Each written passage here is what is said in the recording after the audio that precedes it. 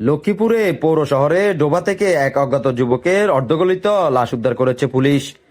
রবিবার 6 অক্টোবর সন্ধ্যায় পৌর 12 নং ওয়ার্ড আবিরনগর গ্রামের সদরুদ্দিন ভূঁইয়া বাড়ি সংলগ্ন একটি ডোবা থেকে এই মরদেহ উদ্ধার করা হয়েছে। স্থানীয়রা জানায়, সদরুদ্দিন ভূঁইয়া বাড়ি রোডের পাশে একটি ডোবা থেকে পচা গন্ধ বের হতে থাকে। পরবর্তীতে তারা একটি অর্ধগলিত লাশ দেখতে পায়। পুলিশকে খবর দিলে ঘটনাস্থলে এসে পুলিশ লাশটি উদ্ধার করে এবং লক্ষ্মীপুর সদর হাসপাতালে মর্গে প্রেরণ করা হয়েছে।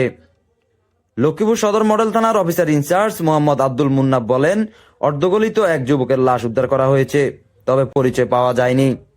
লাশ উদ্ধার করে ময়নাতদন্তের জন্য সদর হাসপাতালে প্রেরণ করা হয়েছে। পরিচয় নিশ্চিত ও তদন্ত সাপেক্ষে পরবর্তীতে আইনগত ব্যবস্থা নেওয়া হবে বলে জানান তিনি। News desk, Lakshmipur Times.